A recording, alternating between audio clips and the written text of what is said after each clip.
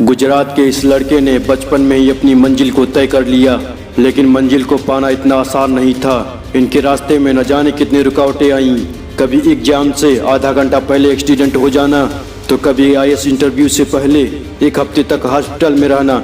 इतनी सारी मुश्किलें आने के बाद और कोई होता तो शायद हार मान लेता, लेकिन गुजरात के इस हीरो ने कभी हार नहीं मानी। आपको शायद ये लगता होगा कि ये बहुत बड़े बिजनेसमैन के लड़के होंगे या फिर एक रिच फैमिली से बिलोंग करते होंगे। नहीं ब्रो, ये हमारे और आपकी तरह नॉर्मल फैमिली से बिलोंग करते थे। पिता एक नॉर्मल इलेक्ट्रीशियन और चूल्हे पर रोटियां बनाने वाली माँ के बेटे सफिन ने यूपीएससी और स्टेट कमीशन का इम्तिहान पहले अटेम्प्ट में क्लियर कर लिया। मंजिल को पाने के लिए इन्होंने बहुत त्याग और कड़ी मेहनत किया और अंत में एक राजा बने, एक सम्राट बने। इसी तरह आपको सम्राट बनने के लिए त्याग तो करना ही पड़ेगा। एक आईएएस बनने के लिए मेहनत की कड़ी भट्टी में खुद को तपाना ही पड़ेगा।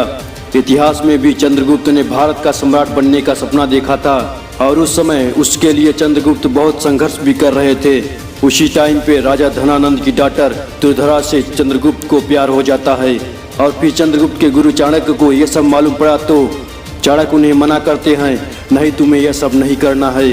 तब चंद्रगुप्त आचार्य से कहते हैं, आचार्य कभी कभी मैं सोचता हूँ मुझे भारतवर्ष का सम्राट बनने के लिए इतना बलिदान, इतना त्याग न देना होता तो फिर चाणक्य रिप्लाई में कहते हैं, तो हर कोई भारत का सम्राट होता।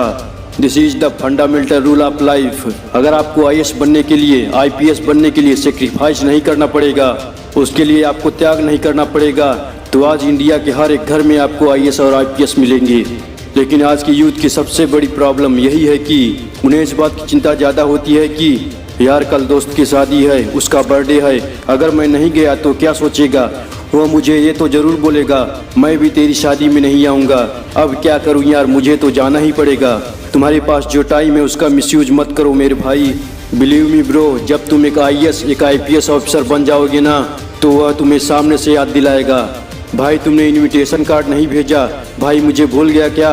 अब आप तो समझ ही गए होंगे, जो भी आज सफलता के लिए त्याग कर रहे हो, सेक्रीफाइस कर रहे हो, वह सब कुछ मिलेगा एक दिन आपको। इसलिए खुद को पहले एक सम्राट बनाओ, एक राजा बनाओ। तुम एक आईएएस आईपीएस ऑफिसर बन के दिखाओ, मिलेगी भाई तुम्हें दुर्धरा जैसी राजकुमारी भी मिलेगी। जितना आपने सोचा नहीं है वो सब कुछ मिलेगा, पहले उसके काबिल तो बनो, सेक्रीफाइस तो करो।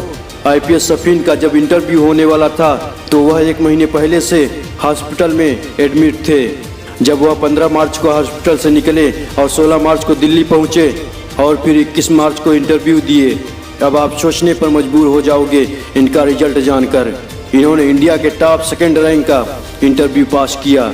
इस घटना से आपको ये तो समझ ही आ गया होगा, यूपीएससी सिर्फ आपका नॉलेज नहीं चेक करता, यह आपकी मेंटालिटी को चेक करता है।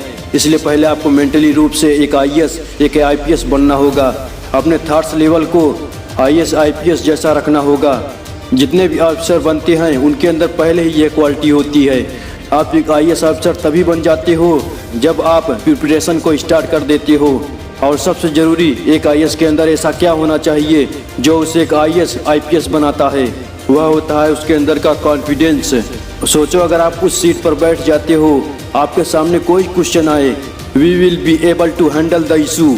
आप किसी भी क्वेश्चन का आंसर देने की काबिलियत रखते हो। एक आईएएस, एक आईपीएस बनने वाले के अंदर यही कॉन्फिडेंट होना चाहिए। एक आईएएस के अंदर का एटीट्यूड ही उसे आईएएस बनाता है।